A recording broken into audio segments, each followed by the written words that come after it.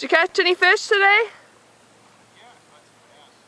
Oh really? Were they longer than 15 inches? No, throw them back. Ah, better luck next time. Yeah, that's what I thought. Before we do any tests, we have to make sure the conditions are met. Random. We can assume that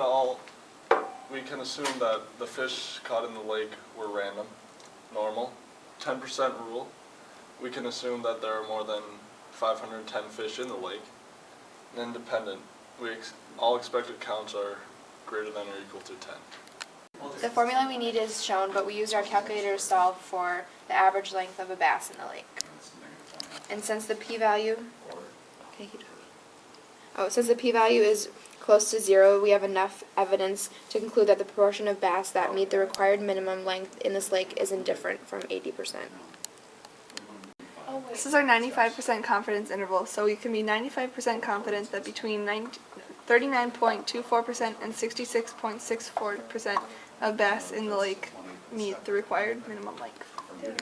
We decided to reject the null hypothesis that 80% of the bass in this lake meet the required minimum length in favor of the alternative that the percentage differs from 80%.